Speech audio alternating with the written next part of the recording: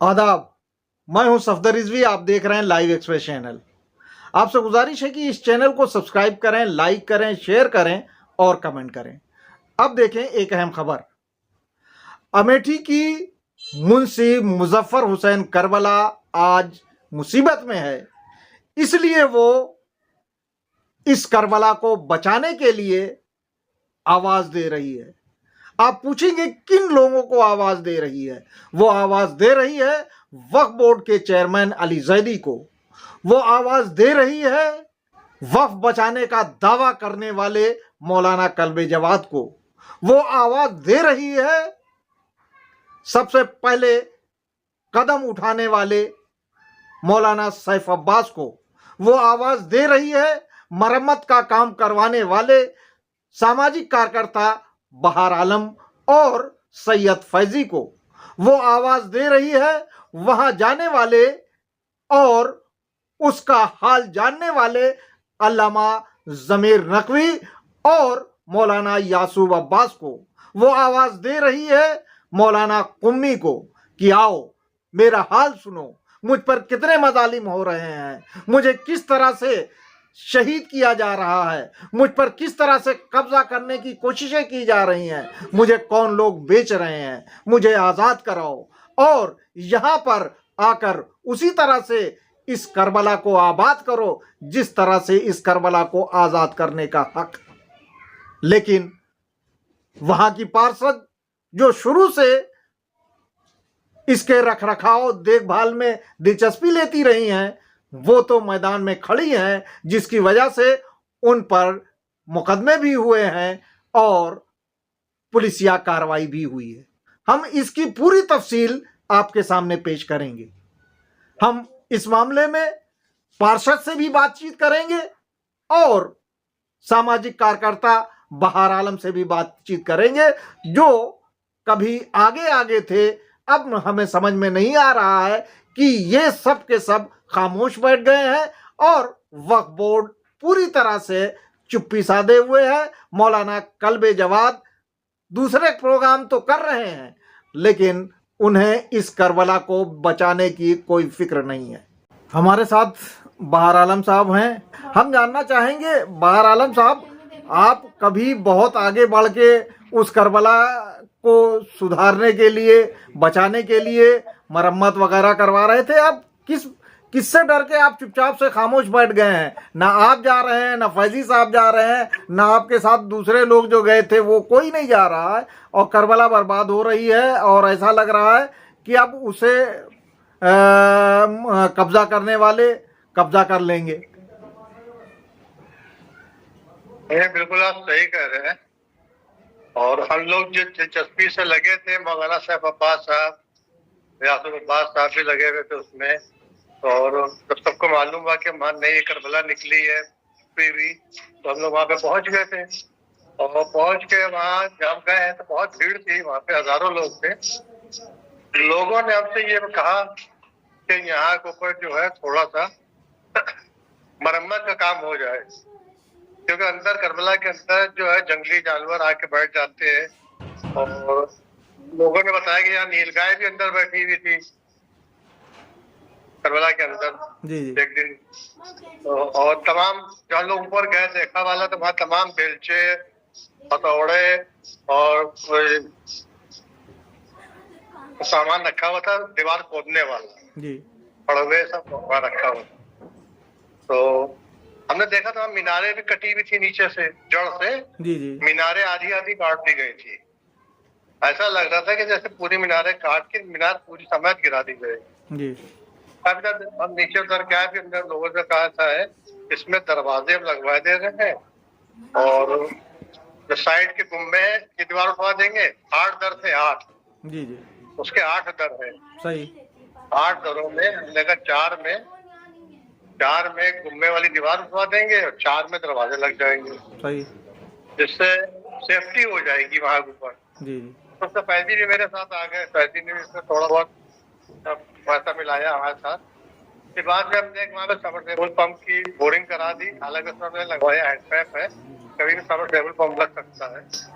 तो ये सब दिलचस्पी थी हम लोग की, वहां पर चलो ये बका हो जाए इसकी और आगे चार दीवारी भी खिंच जाएगी, सब हो जाएगा इसमें और बनता रहेगा। लेकिन वहां पे जब हमने जब मौलाना साहब अब्बास साहब का प्रोग्राम को डिस्टर्ब किया गया और उनकी जगह को मौलाना कल्बे जवाद साहब का ऐलान हो गया कि वो पढ़ेंगे वहां मजलिस और अंजुमनें आएंगी, तो उसका भी खैर मकदम किया गया कि ठीक है मौलाना अल्लाह सब बराबर है, वो आ जाए वहां जो मजलिस पढ़े। लेकिन उनके आने के बाद से ये हुआ, पब्लिक ने वहां जाने छोड़ दिया।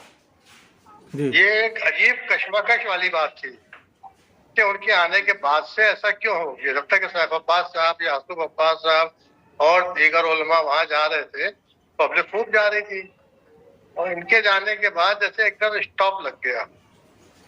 अब ऐसा क्यों हुआ और उसके बारे में पता नहीं क्या अंदरूनी क्या राज है। बहरहाल वो करबला में फिर FIR होने लगी, सभासद को 107-16 के मुकदमे चल गया। लेडी सभासद है, उसने बेचारी ने बहुत हेल्प की, ये तो मौलाना कल्बे जवाद साहब भी जानते हैं और जो बोर्ड के चेयरमैन है वो भी जानते हैं तो उसने कितनी खिदमतें की। और उसकी खिदमतों का सिला ये मिला कि उसको वो मुकदमे हो गए। अभी एक लेटेस्ट मुकदमा किया है करबला खरीदने वाले ने करबला बेचने वाले पर, करबला खरीदने वाले ने करबला बेचने वाले पर मुकदमा किया और उसमें सभासद को पार्टी बना लिया कि हमने ये खरीदी थी, खंडर था, खरीदा था मैंने, इसमें सभासद ने आके ताला लगा दिया। जबकि इसमें वक्फ बोर्ड को पार्टी बनना चाहिए था। हम लोग बहुत दिनों से चिल्ला रहे हैं, तमाम न्यूजों में भी आ रहा है, अखबारों में भी निकल रहा है कि इस पर धारा 52 की कार्रवाई की जाना चाहिए या जो भी कानून होना चाहिए उसके हिसाब से कार्रवाई वहां को होना चाहिए। लेकिन वहां पे कोई कार्रवाई बोर्ड की तरफ से अभी तक अंजाम नहीं दी गई। अब जिसकी बिना हुआ देखिए क्या आगे क्या होता है और क्या रणनीति है इन लोगों की, हमें तो नहीं समझ में आ रहा है कि करबला बचेगी जब अभी तक बोर्ड से कोई कार्रवाई नहीं हुई है, न खरीदने वाले पर और न बेचने वाले पर।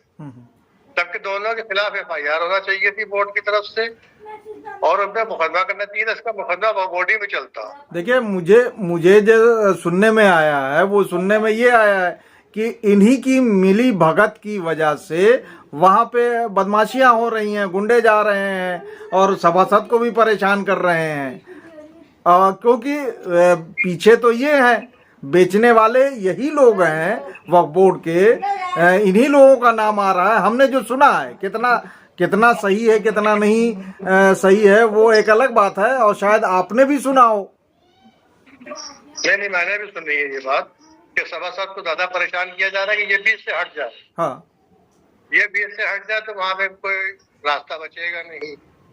मेन मैटर यही है वहां को, क्योंकि ये बहुत हेल्प करती है बेचारी वहां पे सभासद है ये, और बहुत हेल्प करती है। कोई भी जारी चला जाए, कुछ भी हो, तो सफाई सुथराई सब करना और काफी ख्याल रखती है जाहिर लोगों का ये, क्योंकि डायरेक्टली तो वक्फ बोर्ड की संपत्ति है। वक्फ बोर्ड ने पता नहीं कितनी जगह बेच दी जिसमें अभी पोल खुली है। अभी तो पोल खोली है, बहादुर अब्बास ने पहली पोल खोली है और वो कह भी रहे हैं उनके पास सैकड़ों शिकायतें आई हैं। तो जाहिर सी बात है मौलाना कल्बे जवाद के नेतृत्व में जो बोर्ड चल रहा है, जिनके वो हमने वाला हम प्याला हैं, जिनकी वो खिदमत करते हैं, जिनके साथ वो शाह-ए-मर्दा करबला में जो है परमानेंट मेंबर हैं, तो वो तो हमें हमारे ख्याल से ऐसे झूठे आरोप तो नहीं लगाएंगे कि वो मौलाना को ही जो है फांस दें।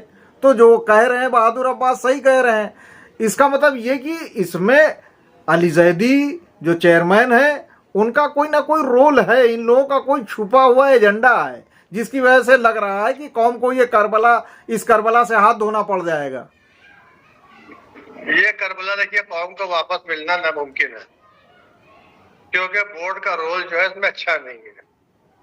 और क्यों अच्छा नहीं है, क्या लालच है, किस वजह से, तो इसलिए मुमकिन नहीं है। हमें तो नहीं लगता कि मुमकिन हो जाए और करबला वाकई ऐसे ही मौजूदा होगा जो करबला हमको वापस मिल जाए। यानी हमसे मुराद ये है कि शिया कौम को मिल जाए। जनाब बड़े ताज्जुब, इसकी मुतवल्लिया भी है। मुतवल्लिया ने वहां पे कोई अच्छे काम किए होते तो उनको बिल्कुल अवार्ड देना चाहिए था, और उन्होंने कोई ऐसा काम नहीं किया जिससे करबला की बका हो सके। या करबला बच सके, फिर भी उनका रिन्यूअल कर दिया गया। ये बड़ी हैरत की बात है। अच्छा, इसमें चाहिए था 5 वकीलों को बुलाते, 5 वकीलों के पैनल बनाते, उनको कमेटी बनाते, ओके जाइए यहाँ पर देखिए आप लोग की जिम्मेदारी पे दिया जा रहा है। ईमानदारी वाली बात तो ये होती है, उन्हीं को फिर से रिन्यूअल कर देना, ये एक बहुत अचंभे की बात है। कितने अफसोस की बात है कि आपकी कौम का रहबर जो कहता है मैं रहबर हूँ, मैं खिदमतगार हूँ, उसको ये तो दिखाई देता है कि डीएम जो है करोड़ों रुपया इधर से उधर कर रहे हैं, खोट-बोट कर रहे हैं, पता नहीं कर भी रहे हैं नहीं कर रहे हैं, इल्जाम लगा रहा है। जहां साफ साफ दिख रहा है कि करबला बर्बाद हो रही है, उस पर लोग कब्जा कर रहे हैं, और वहां के लिए ना अंजुमन को बुलाया जाता है, ना किसी और की कोई कॉल दी जाती है कि बचाने के लिए चलिए। देखिए वहाँ जिलाधिकारी वाला मामला ये है हुसैनाबाद ट्रस्ट का कि वहाँ एक ट्रस्ट डीड है, मोहम्मद अली शाह बहादुर ने ट्रस्ट डीड लिखी है जी, उसमें तो कोई कुछ कर ही नहीं पाएगा। जी जी, चाहे कोई कितना दौड़े, चाहे कोई कितना दौड़े, उसमें कोई कुछ नहीं कर पाएगा। और ये सब तो फजूल की बातें हैं कि वो डीएम खाए, तो डीएम को क्या जरूरत है खा जाने की?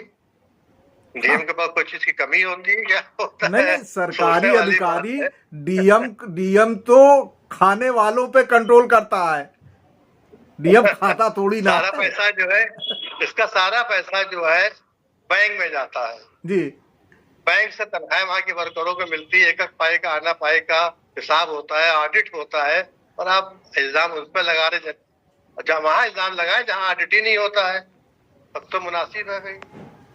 और डीएम सिर्फ एक लखनऊ शहर देख रहा है, पूरे उत्तर प्रदेश में वक्फ बोर्ड की संपत्तियां हैं और हर जगह से आवाज आ रही है गड़बड़ हो रहा है, गड़बड़ हो रहा है।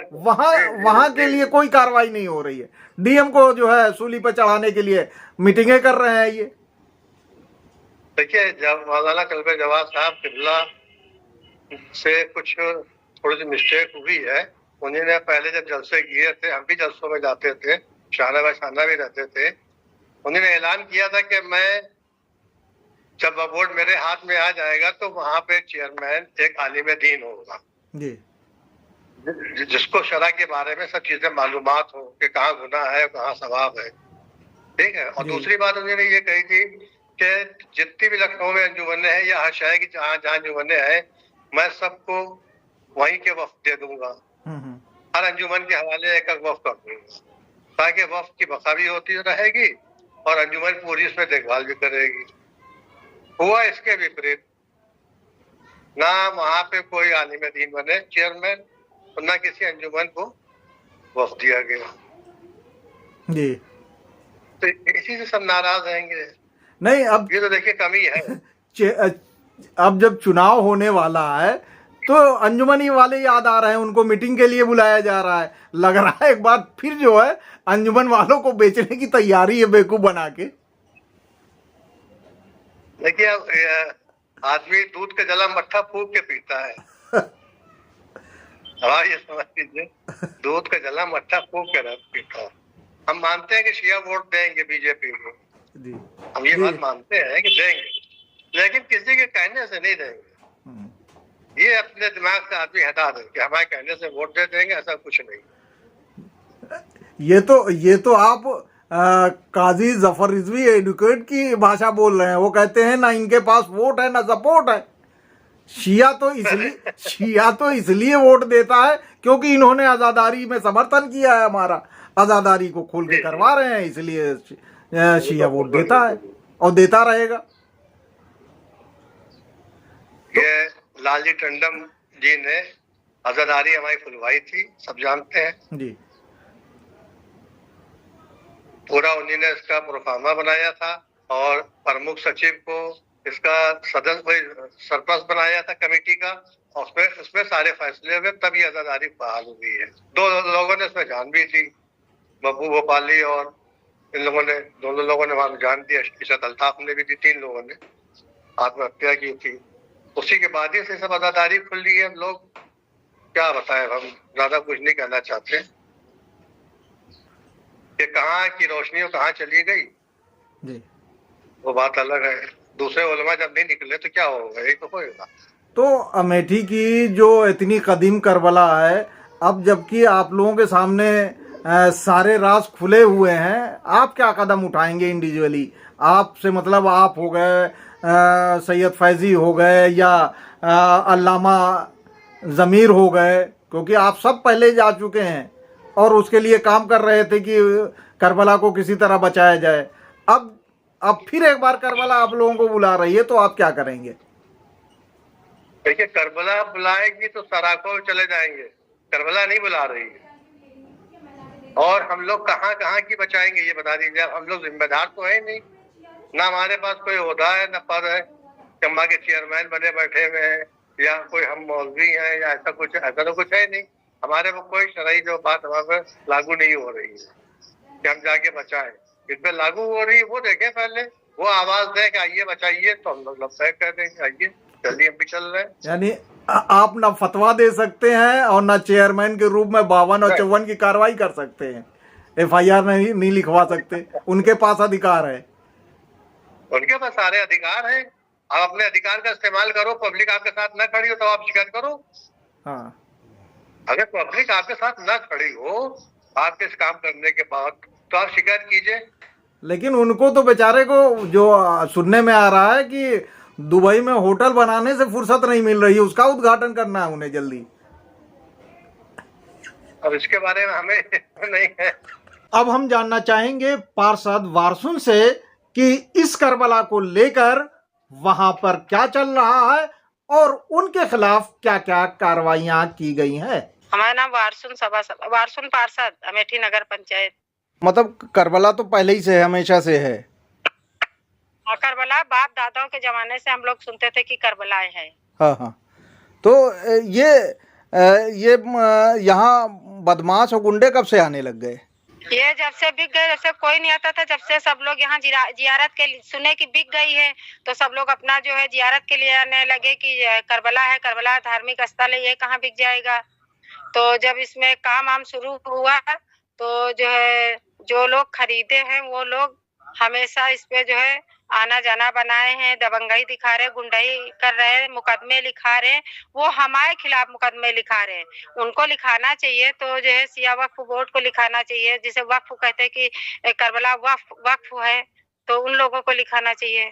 हाँ, ये करबला तो वक्फ है ना, और ये वक्फ बोर्ड की संपत्ति है, वक्फ बोर्ड की जगह है, तो वक्फ बोर्ड से वो लोग निपटे। जैसे हम लोग जियारत के लिए आते, कभी आते जाते हैं, तो वो हमको टारगेट बनाए हैं, हमेशा गुंडाई दबंगाई दिखाते हैं, जान से मार देने की धमकी देते हैं। एक यहाँ पे मोहनलालगंज है, कल्ली पश्चिम, जहाँ कमिश्नर बैठता है, वहाँ 107-16 का हर 15 दिन पे पेशी तारीख लगा रहे, फर्जी परेशान कर रहे हैं, लगवा रहे हैं। अभी एक मुकदमा वहाँ डाले हैं, नोटिस आई है डाक द्वारा, जो है सिविल कोर्ट जी, कैसरबाग। जी। हाँ, जो जिसकी पहली डेट थी 11 तारीख को, तो हम 11 तारीख को गए थे, तो जो है हड़ताल हो गया था, तो हमको डेट मिली थी जो है 26 तारीख की जी। तो हम 26 तारीख की तबीयत ज्यादा खराब थी तो हम नहीं पहुंच पाए। आपको तो अच्छा काम करने के लिए वहाँ लखनऊ में बुला के दरगाह में आपको तो अवार्ड दिया गया था। तो जिन लोगों ने अवार्ड दिया था वो किस लिए दिया था आपको अवार्ड, और क्या कह रहे थे कि हम काम करेंगे? उन लोगों ने कहा आप परेशान ना हो, हम जो है मुकदमा पेशी देखेंगे, और कोई नहीं देखता, ना वक्फ बोर्ड कोई साथ दे रहा है, ना कुछ कर रहा है। तो वक्फ बोर्ड साथ देता तो आज जो है ये मुकदमा पेशी का नंबर हमारे ऊपर थोड़ी आता। तो ये वक्फ बोर्ड से आपको आपने बताया, मौलाना कल्बे जवाद से या वक्फ बोर्ड से इन लोगों को बताया आपने?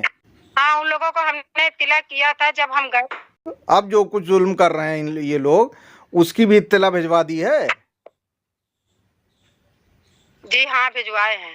तो उनका क्या कहना है? उनका यह कहना है कि आप परेशान न हो और हम लोग देख लेंगे। इतने दिन से आप झेल रही हैं तो कुछ देख रहे हैं?